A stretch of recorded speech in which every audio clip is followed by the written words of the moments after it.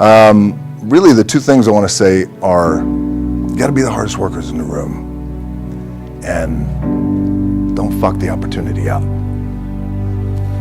The truth is, I really didn't know what I was going to say, because you guys are at the top, right? You made it, like you're here, right? So I thought what I'd do, instead of telling you what I think you should be doing, or how you could be better, or I thought, well, let me just speak from the heart, speak from my gut, and really not have anything prepared, but just tell you what's worked for me. This idea and this notion that you can be anything you want, and you can accomplish anything you want, right? We hear that. You've heard that from the time you were little boys. You hear that now. You're already incredibly accomplished. You can win an NBA championship, MVP of the league. You could become president. You could become governor. You could do whatever you want to do. You guys know that. The thing that has worked for me is to remember the hard times. So, and I'm sure you guys all have your processes, and again, I'm going to tell you what's worked for me.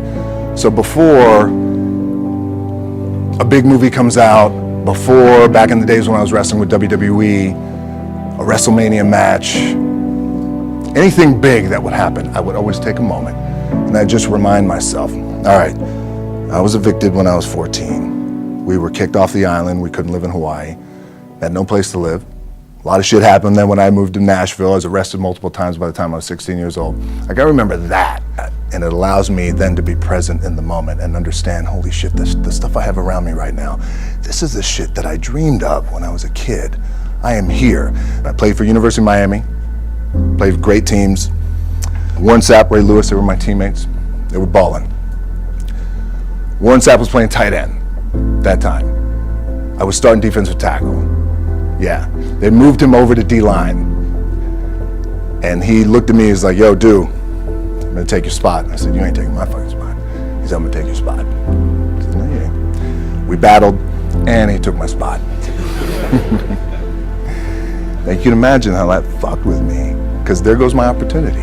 He went in, switched to defensive tackle, lit the world on fire. Well, what that did, it crushed me, it crushed my dreams. I had a piss poor senior year, zero production, no NFL, no combine invite, nothing. Finally went to the CFL, Calgary Stampeders, making $250 a week Canadian.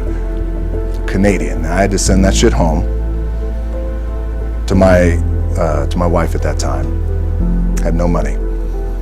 So I remember that. When I got cut from Canada, I had $7 in my pocket. And I always tell that story. So now my production company is $7, advertising agency is $7, everything is $7. So I always remember that. What helps me is to keep the hard times in the front of my mind, because it allows me to go into these big moments that I've worked my ass off, and you guys have worked your ass off. It allows me to go into these big moments with a different perspective. What it also does for me, and again, this is what works for me. Like, I keep my back, excuse my language, my back is up against this motherfucker every day. It's against this fucking wall. Excuse my language, ladies in the room. But it's up against this motherfucker because it's what I believe in. And when my back is against this motherfucker, then there's nowhere to go. But that way, that's it. I feel like this could be something, an ideology and mindset that could help you, if you look at it that way. Because you made it already. We made it. We're successful boys, and we're lucky boys to be where we're at. Well, you guys made it. Everybody's rich in the room. Nobody's gonna get evicted anymore. Anything you got, there's no more money problems, right? You got a lot of hands out now. Hey, can I get a little bit? Can I get a little bit? Right, that happens. But when you make it, for me, I need this. I need this. So every day, my back is up against this motherfucker, and this is how I operate. Now, doesn't mean you don't smile, doesn't mean you don't laugh and joke, right? You're happy, I'm a happy guy. But when it comes to business, and when it comes to executing, it's up against this.